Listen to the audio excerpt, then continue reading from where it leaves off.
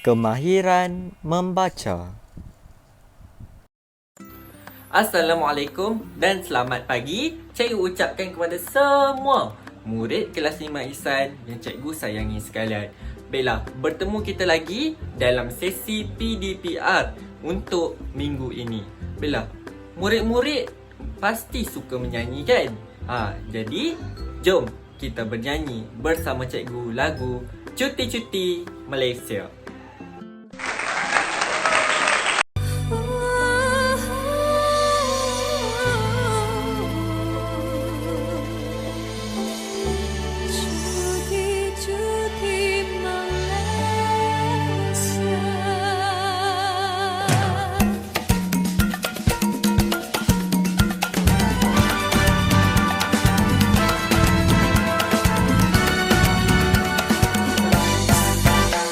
Malaysia yang kupuja, di desa juga di kota. Mari nikmati semua cuti-cuti Malaysia. Pohon-pohon melambai, terkenang desa nan permai. Keluarga sahabat andai, mari beramai-ramai. Cuti-cuti Malaysia, jiran ragam sekerja. Murid-murid ikut semua. Cuti dalam negara. Cuti-cuti Malaysia, cuti sehatkan diri, meningkat produktiviti. Semua ada di sini.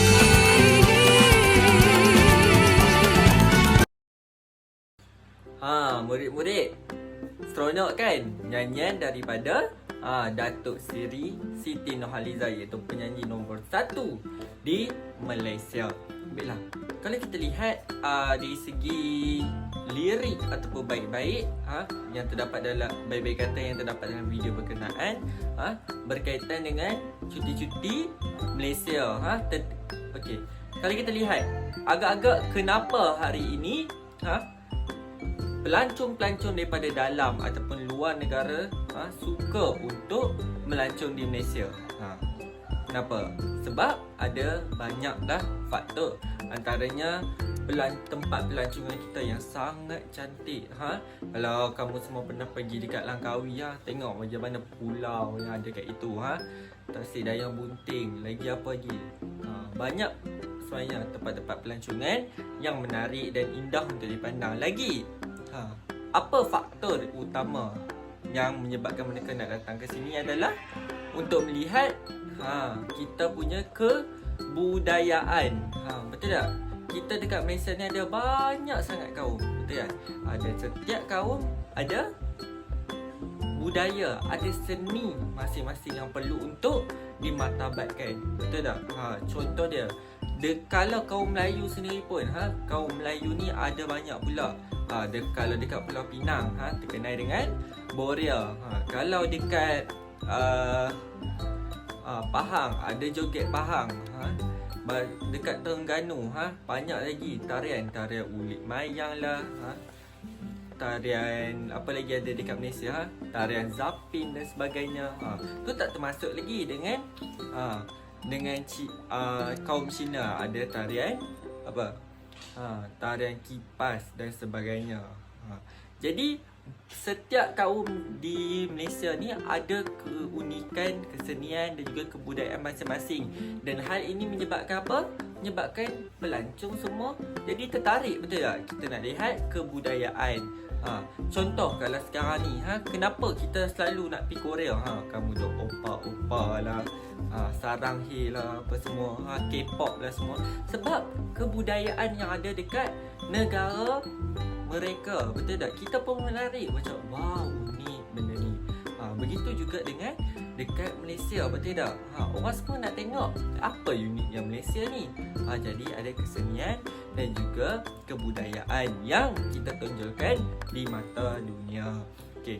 Jadi hari ni cikgu dan bersama-sama kamu semua kita akan mendalami satu topik iaitu mengenai raikan budaya kita. Okey. Murid-murid boleh merujuk kepada buku teks bahasa Melayu halaman 88 dan juga 89. Okey. Dan kita akan fokus kepada kemahiran membaca untuk memahami secara tersurat dan tersirat. Baiklah. Sekarang murid-murid semua boleh buka muka surat 88. Okey. Jom bersama-sama cikgu kita baca apa sebenarnya yang ada dekat muka surat 88 tersebut. Kalau kita lihat tajuk dia adalah berkenaan dengan raikan budaya kita. Masih lagi watak yang sama, iaitu Farisha dan ayahnya sedang meneliti satu poster. Selalunya bila orang buat poster ni, dia tujuan untuk kita nak promote, nak promosikan sesuatu perkara lah, sama ada pertandingan, sama ada penganjuran ataupun program-program tertentu. Okay? Farisha sedang meneliti poster cara yang akan berlangsung di tempat mereka. Mereka bertukar-tukar fikiran tentang poster itu. Okey, kalau kita tengok dekat poster tersebut, kita tengok dulu. Okey, tajuk utama dekat situ iaitu kesenian, karnival kesenian dan kebudayaan 2021. Kalau tak isu 2021. Kita tengok pula dekat belakang tu ada banyak peralatan muzik seperti ada gendang, ada apa lagi kat situ. Banyak alatan-alatan muzik yang sebenarnya masa ada belon panas. Belon panas. Lagi ada apa lagi? Kat situ banyak seruling pun ada. Lagi ni semua adalah berkaitan dengan alat-alat muzik kebudayaan kita, betul tak? Dan kita tengok itu tertulis masuk percuma. Tema kesenian mengilhamkan perpaduan. Betul tak? Dengan adanya seni ni, dia sebenarnya menyatu padukan kita. Contohlah, kalau dekat kita tengok sekarang ni kan, contoh dalam satu tarian tu, bukan saja contoh macam tarian Boreal, bukan saja orang Melayu boleh menari Boreal, betul tak? Orang Cina boleh menari Boreal, orang India pun boleh menari Boreal. Okay, cikgu nak kongsi sikit lah kalau macam dekat tempat cikgu belajar dulu. Yang mana kalau ada satu program lah kebudayaan, okey, satu kelas kawan-kawan cikgu, tak kisahlah India, Cina, semua satu sekali bernazam. Bernazam, semua pakai baju kurung, pakai kain plekat, semua buat persembahan, pakai nyanyi. Bernazam tu, orang kata semua orang nampak perpaduan tu yang ada. Tak termasuk lagi sesi latihan, semua tu. Jadi benda tu akan merapatkan perpaduan yang ada antara kita semua. Okey, lagi tarikh 5 Mac 2021, hari Sabtu. Sesi petang 3 hingga 6 petang. Sesi malam 8 hingga 11 malam. Lokasi Dewan Perpaduan. Yang ni dekat Melaka. Farisha dia tinggal dekat Melaka.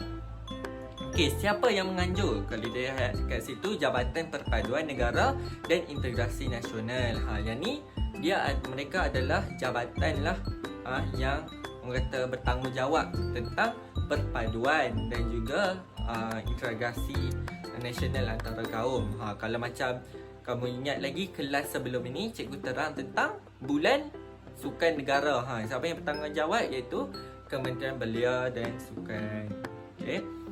Objektif kenapa mereka menganjurkan karnival ni? Objektif dia, tujuan dia adalah melahirkan masyarakat yang muhibah, harmoni dan saling memahami melalui aktiviti kesenian dan kebudayaan. Kemudian melestarikan seni dan budaya bangsa Malaysia agar sama-sama dihayati dan diraikan dengan semangat muhibah. Jadi kalau semua murid tertanya kan, agak-agak cikgu nak tanya kamu, apa acara yang selalu ada dekat karnival ni?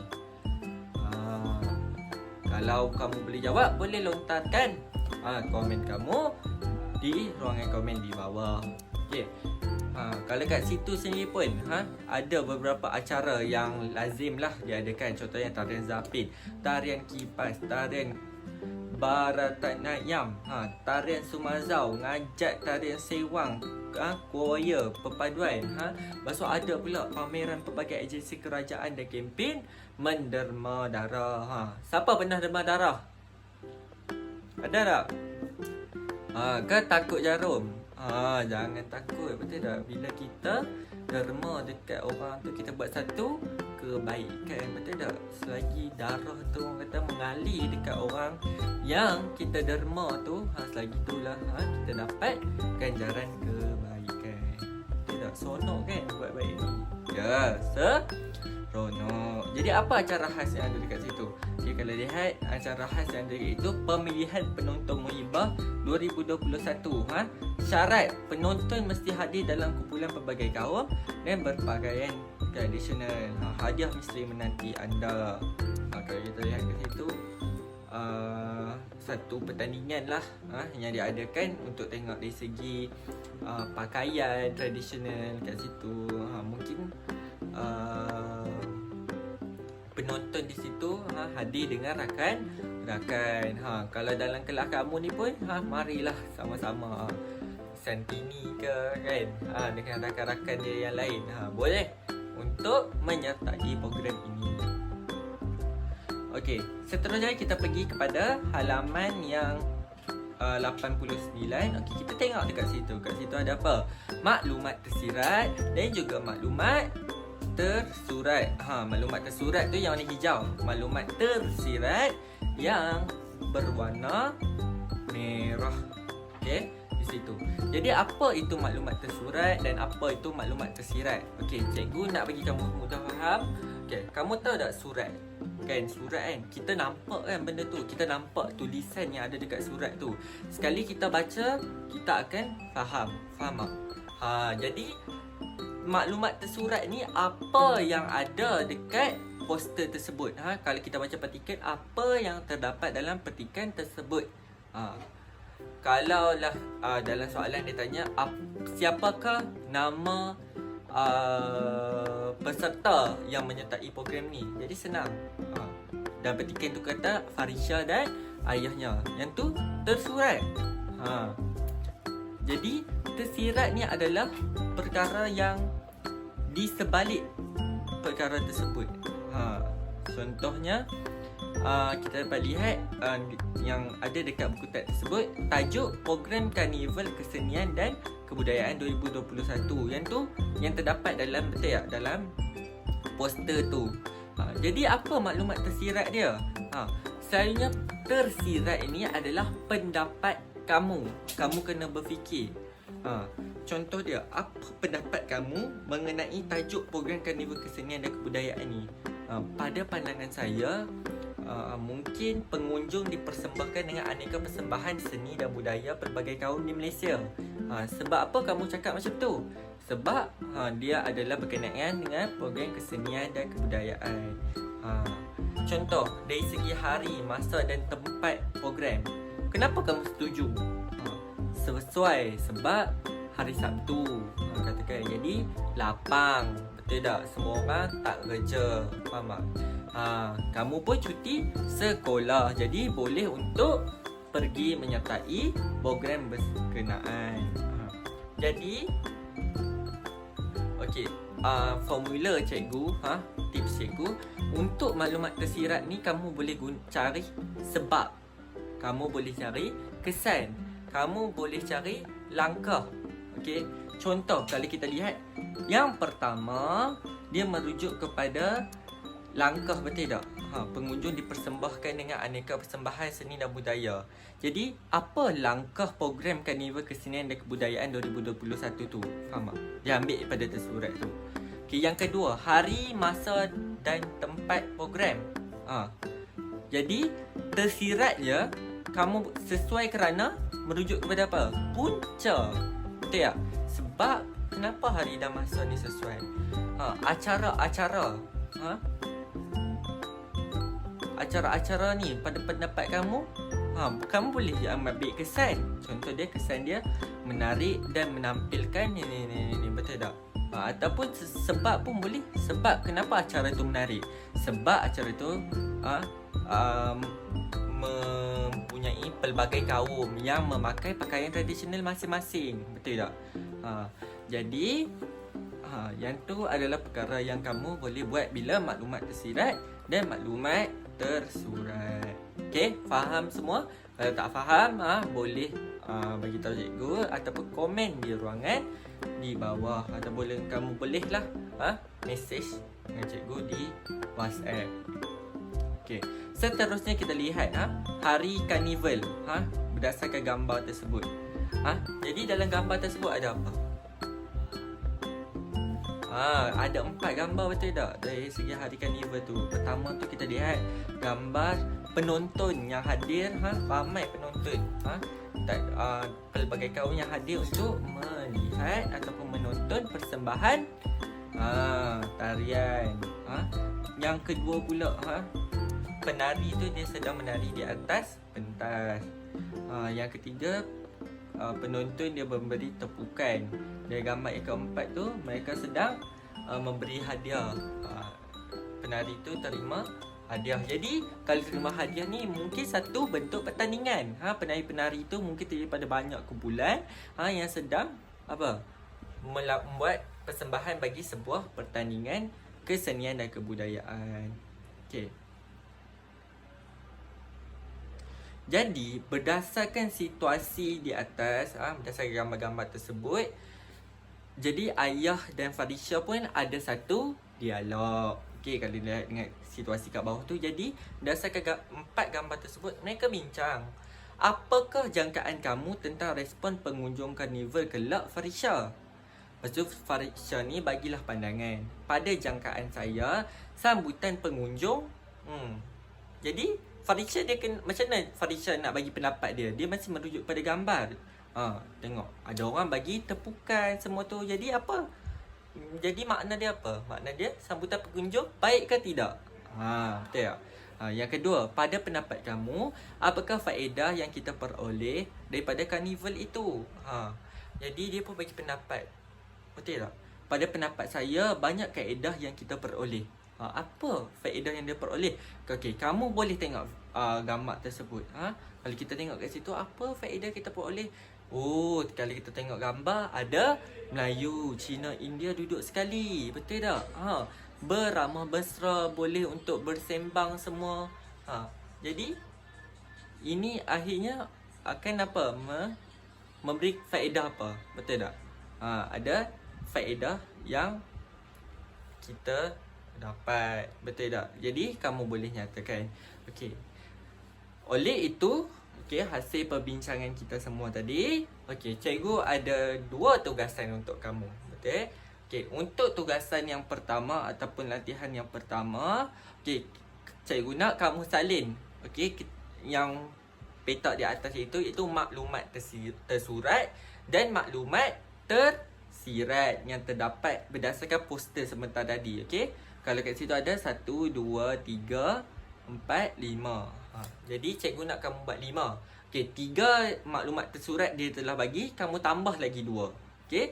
Dan sama juga maklumat tersirat tu dia dah bagi 3, kamu tambah lagi 2. Untuk maklumat tersurat, agak-agak lagi 2 tu kamu boleh buat apa? Kalau kamu tengok dekat atas tu, dia dah bagi tema. Dia dah bagi betul, tema, tajuk. Dia dah bagi tajuk ya. Tajuk dia dah bagi dah kat situ. Karnival Kesenian dan Kebudayaan 2020. Tema dia tak tulis lagi kan dalam tu. Kamu boleh ambil tema. Acara-acara dia dah bagi dah. Acara khas dia tak bagi lagi, betul tak? Lagi apa lagi ada tu? Objektif. Dia tak nyatakan lagi. Jadi benda-benda tu kamu boleh tulis. Apa yang tersurat, apa yang maklumat yang diberikan kat situ. Faham tak? Jadi maklumat tersirat, contoh dia. Kamu boleh nyatakan contoh. Cikgu ambil satu contoh, iaitu katakan cikgu nak ambil maklumat tersurat dia objektif. Objektif dia apa. Jadi apa maklumat tersirat? Apa kesan objektif tersebut? adakah objektif tersebut dapat dicapai? Faham tak? Mungkin cikgu nak ambil apa langkah untuk mencapai objektif tersebut, ataupun apa sebab objektif tersebut perlu untuk dicapai. Faham tak? Kamu boleh pilih sama nak guna sebab, kesan ataupun langkah. Kamu bagi pendapat kamu berdasarkan sebab, kesan dan juga langkah daripada maklumat tersurat tersebut. Itu yang pertama. Okay, tugasan yang kedua, okay, cikgu nak kamu sambung dialog tersebut, iaitu pada jangkaan saya sambutan pengunjung apa? Kiranya kamu mewakili Farisha. Dan untuk yang kedua pun sama. Pada pendapat saya banyak faedah yang kita peroleh, antaranya apa? Faham tak? Cikgu nak kamu buat dalam bentuk ayat. Okay?